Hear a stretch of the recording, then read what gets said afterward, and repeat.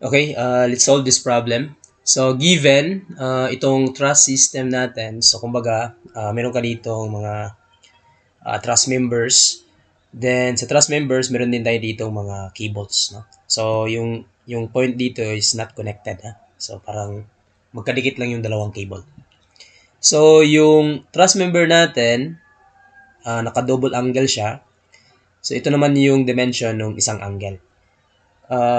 Hindi binigay yung gross area ng angle. So, kumbaga, i-approximate lang natin yung area ng isang angle by using yung mga dimension niya. Na? So, kumbaga, meron ka ditong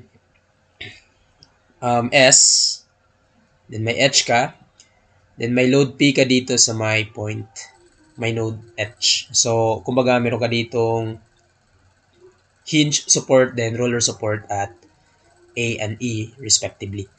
So, yung tinatanong sa problem, determine the force in member CG when S is 3 meters, H is 4 meters, yung diameter ng cable is 25 millimeter, and then yung load P na in-apply is 140 kilonewton. Then next, ano daw yung stress dito sa member CH when S is 3 meters, H is 4 meters, diameter ng cable is 25 millimeter, and then yung P is 140 kilonewton. And if the allowable tensile stress ng cable is equal to 140 megapascals, ano daw yung value ng P? So since gumamit siya dito ng word na allowable, so kumbaga yung tinatanong dito is ano yung maximum or the safe value of P.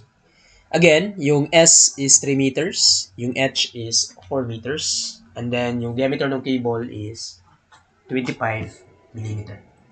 So, usually, pag makakita ka ng mga ganitong truss na, yung lagi lang natin tatandaan na itong cable na to, yung kaya niya lang i-carry na load is only tensile load. Okay? Hindi niya kaya yung compression. So, yun yung magiging parang way natin para ma-analyze yung ganitong problem. So, kumbaga, parang ganito yan.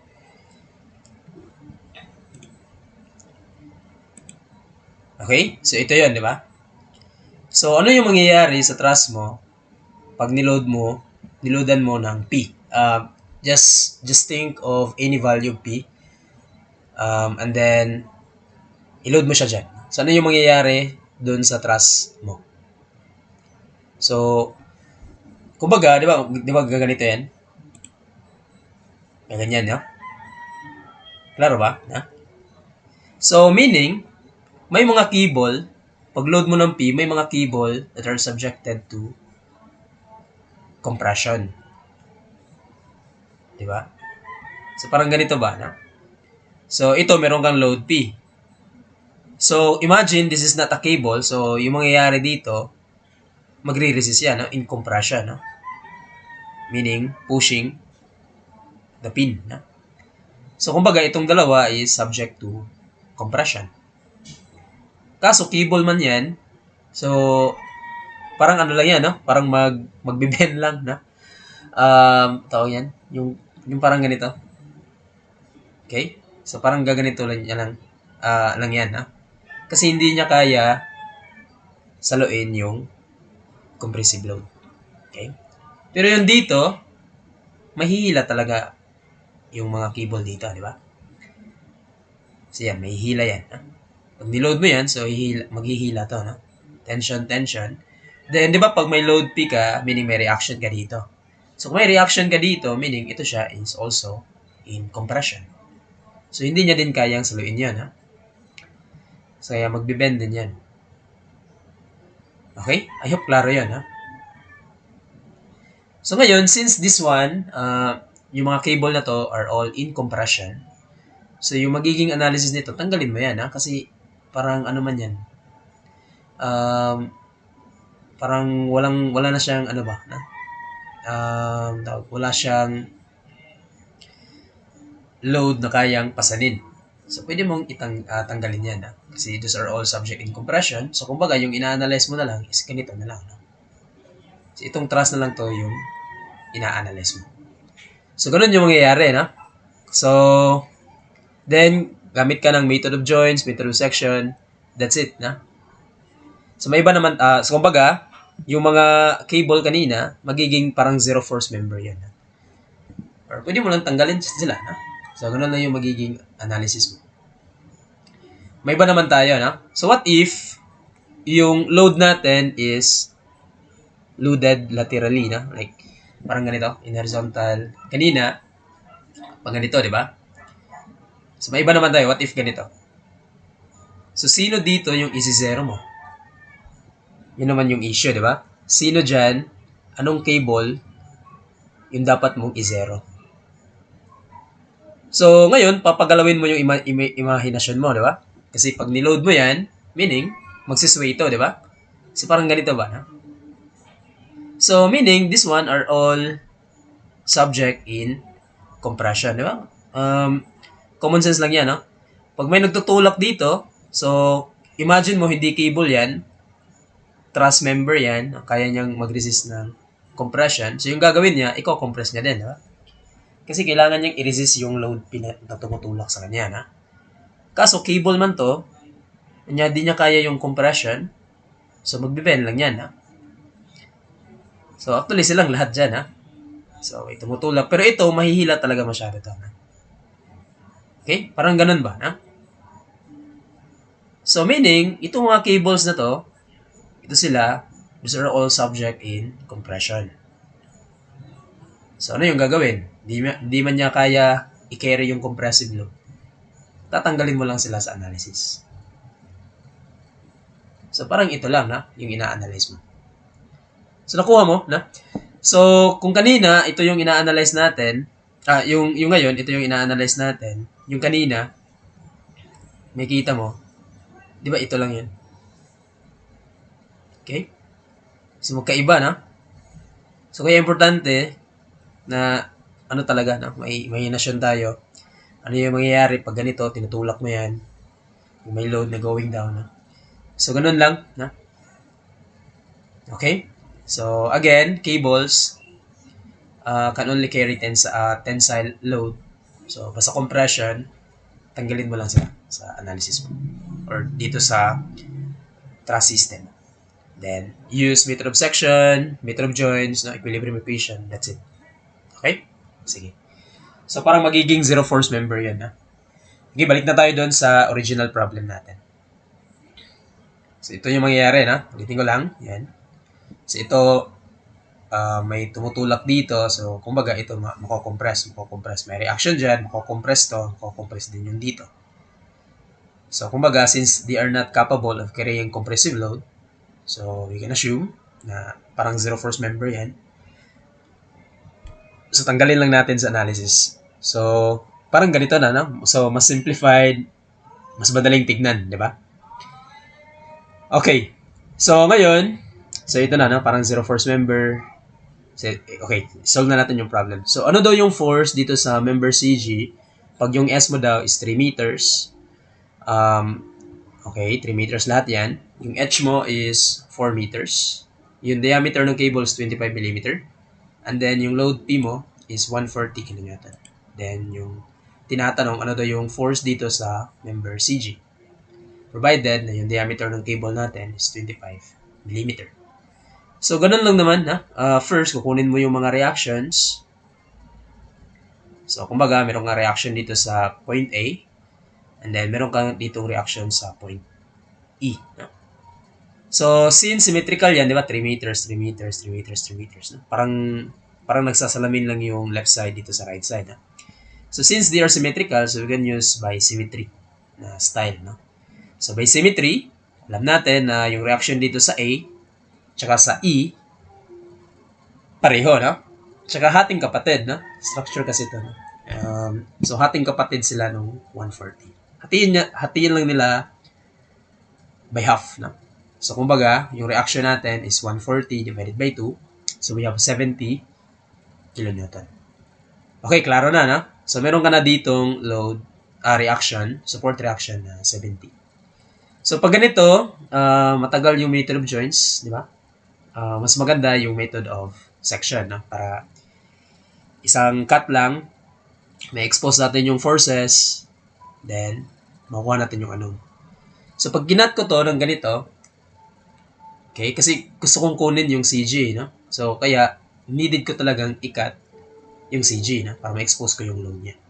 Kaya kailangan, ano yan eh, mag-pass through dun sa system mo. So, kailangan from point 1 to point 1. No? So, cut natin yan. So, pili ka lang sino yung i-isolate mo. So, basta yung recommended, i-isolate mo yung maliit lang yung magagawa mong equilibrium equation ba, no? Mas simplified, mas madaling computein agad, no? So, in my case, actually, okay naman din kahit saan, no? Pero anyway, ito lang yung i-cancel out ko. Ito lang yung isolate ko. So, ngayon, pag in-isolate ko yan, mag-assume ako na tension lahat, no? So, again, pag nag-assume ka na tension lahat, kung ito yung ina-isolate mo na system, so pag tension, meaning going out the system. Going out the system. Pag compression, meaning that is pushing the system. No? So, meaning it is going in dun sa system. So, if I assume na lahat, kasi hindi ko man alam kung ano yung direction nila, assuming hindi ko alam, no? So, pinaka-safe na assumption is just assume as tension. So, kumbaga, ayan, assume mo ng tension. So, again, that is going out the system. Ito yung in-isolate mo ng system, that should be going out. Meaning, yung assumption mo, tension.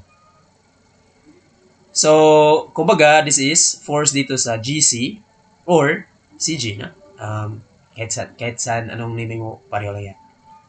So, ganun din dito sa BC. So, again, I assume na tension. So, meron akong force sa BC. Dito din sa GH, meron din ako ditong force GH. Again, I also assume na tension, no? Kasi lahat going out the system. So ngayon, kukunin natin yung angle kasi yung concern man natin dito is yung GC, naka-incline siya, no? So for convenient, kunin na lang natin yung angle, diba? Okay man din yung by slope, na? So kanya-kanyang kanya-kanyang style. So you can use by slope or by angle, it's really up to you. Okay, in my case, I will be using yung angle lang, no? Kukunin ko lang yung tangent inverse nung 4 meters dito, tsaka ito, 4 meters, tsaka 3 meters. Considering itong triangle GHC. Okay? Considering yung triangle GHC, so yung theta is tangent inverse ng 4 meters over 3 meters. So we have 53.13. So ngayon, since gusto mong kunin si GC, so meron ka man tatlong equation. You can use summation of forces along X. Pag summation of forces along X ka, marami kang no? Meron kang dito, kasi yung GH at BC mo going along X eh. Marami kang no? Pag moment ka din, example, mag-moment ka, dito sa point C, maka-cancel out C, kasali yung, yung required na. Okay? Pag dito ka naman sa H, meron siya, kaso meron ka pang isang tanong. No? So, pwede mong gamitin, pero it's a two-way process, no? Kasi kailangan mo pang ma-solve yung BC. Ngayon, pag titignan mo yung summation ng forces Y, maka-cancel out mo yung GH at BC. Diba? Kasi along X along Y lang yung gusto mo, na. So, meaning, yung i-consider mo lang na force is yung required talaga sa problem, tsaka yung RA, na. Mas madali yun, diba? So, by summation, method of section, considering section 1.1, by summation of forces along X, lahat ng forces going up is taken as positive. So, kumbaga, meron kang 70 minus yung component Y nito, no? Or pwede ka rin mag-equal na diretso, no? Nung GC sine no 53.13. Okay? Or pwedeng gawa ka lang din ng equilibrium equation, no? So, kumbaga, meron kang negative or minus CG sine 53.13. So, kumbaga, ito yan, ha? Di ba? Yung component niya. Di ba na yan? CG sine 53.13. So, wala ka ng ibang force, di ba? Kasi yung GH at BC, hindi man kasali yan, no? Kasi hindi man forces along Y yan sila. So, pwede ka na mag-equal to 0. So, di ba? Mas madali pang ganito, no? So, thus, yung CG, using your calculator, is 87.5 kilonewton. So, ngayon, since yung sagot mo is positive, therefore, yung assumption mo kanina na tension, tama yun, no? So, indeed, yung CG is indeed in tension. Cable kasi din yan, no? So, dapat tension talaga yan, no? Okay? Dapat tension talaga. Cable yan, eh, no? So, pag compression yan, may mali sa ginawa mo, no? Hindi pwedeng compression, no? Kasi cable yan. May nagsabi na parang may nagsabi na baka stress din yung tinatanong, no? So, I really don't know, no? Hindi man ako nag-take nung exam. So, medyo hindi na nila maalala, no? Kung force ba yung tinatanong or stress. Kupitin na lang din natin, no? So, if ever tinatanong yung stress dito sa CG, so, yung gagawin lang natin, ano naman to? Normal stress man yung mga classes. No? So, kumbaga, force over area lang. Ha? So, meron kang force dito na 87.5, gawin lang natin Newton, so times 1,000. And then yung area, di ba, yung diameter given, 25. So, since diameter yan, so the area will be pi over 4, 25 squared. So, using your calculator, then we'll get 178.25 megapascal. So, ito naman, pag yung stress ng CG, yung required. Okay? Okay, so, pero dito sa problem, yung hinahanap dito is yung force. So, the answer would be 87.5 kilonewton tension. Okay, punta tayo sa pangalawang problem. Okay, ano daw yung stress dito sa member CH? Di ba ito yan? Member CH. Again, when S is 3 meters, so lahat yan 3 meters, yung H is 4 meters, P is given, 140 kilonewton. Diameter ng cable, 25 mm. So, yung tanong, ano daw yung stress dito? Provided na ito, no? Naka-ano yan? Naka-double angle. Okay? Di ba given dun sa problem? So, yung gagawin lang natin is, isolate lang man natin to, di ba?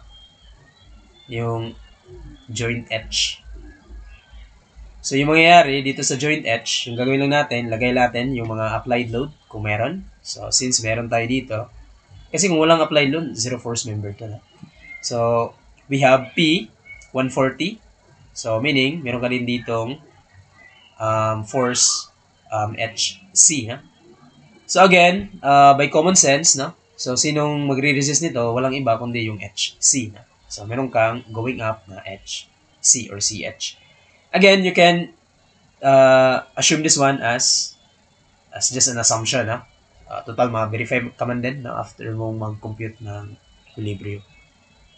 So, it's okay no, kung mali yung assumption mo. Pero mas maganda pag, pag ginamitan mo din ng common sense minsan. No? Okay?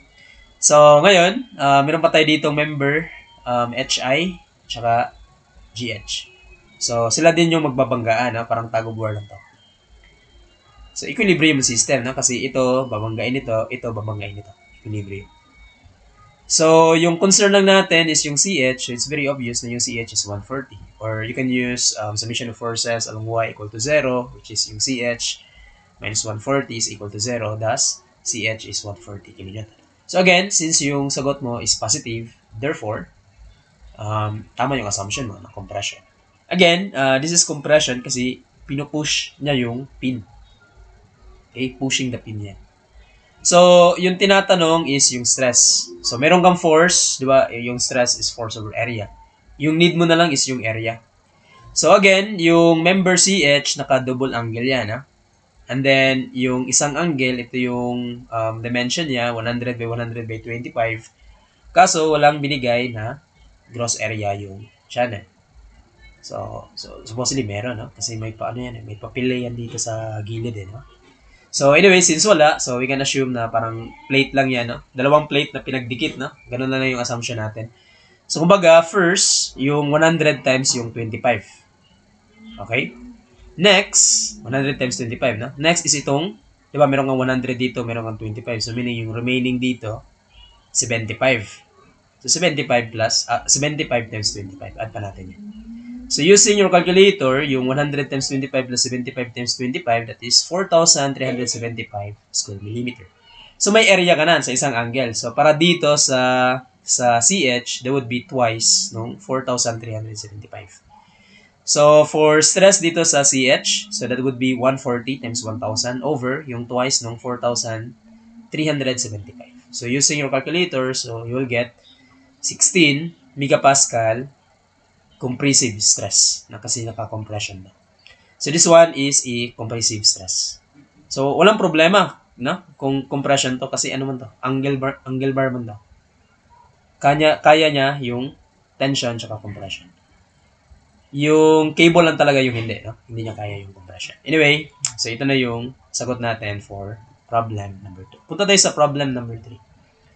So sa problem number 3, sabi niya, if the allowable tensile stress ng cable is equal to 140 megapascal. So binigyan tayo ng limit kung hanggang saan or kung hanggang ilan, no? Anong megapascal, anong stress yung kaya ng cable natin. Binigyan tayo. So, kumbaga, yung tinatanong dito would be yung safe value ng P, yung maximum value ng P. No? Yun na yun, safe value P. So, again, yung S is 3 meters. So, ganun pa rin, no? Yung mga cable dito, kasi lahat yan in compression. No? Hindi niya kaya yung compression. Nag-click lang natin sa analysis yan. So, we have 3 meters. S, H is 4 meters. Yung P is required. So, by symmetry, meaning, yung mga reaction natin dito is P divided by 2, P divided by 2. No? So pwede nating piliin yung cable na to, no? Kasi yung pinaka-stress. Actually, yes, pareho man din yan sila, no? Yung stress dito, tsaka dito, tsaka dito, tsaka dito, pareho.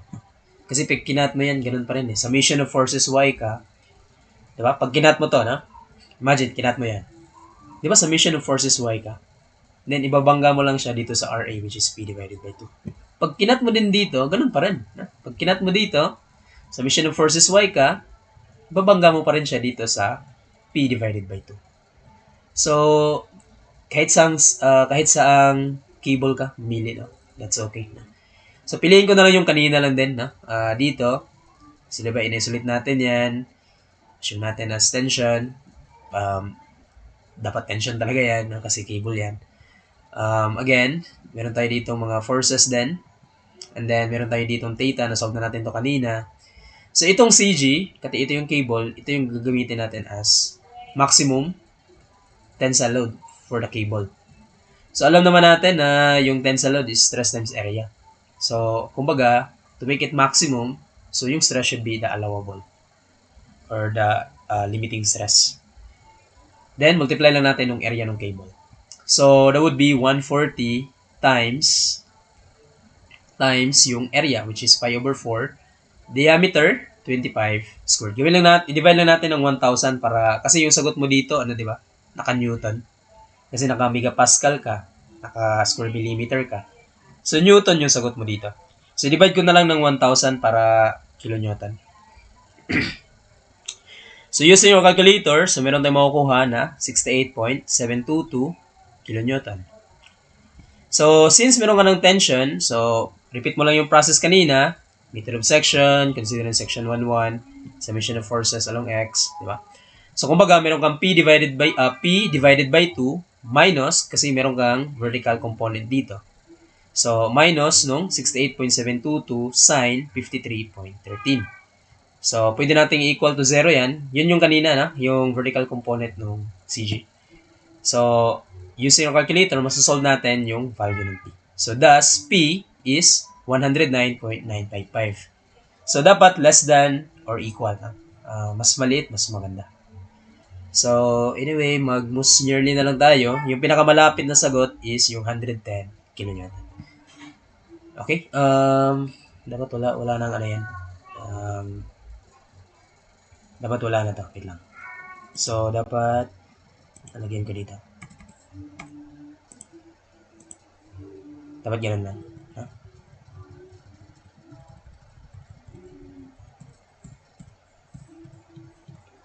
Okay, so I think that's it, no? So, see you around. Thank you.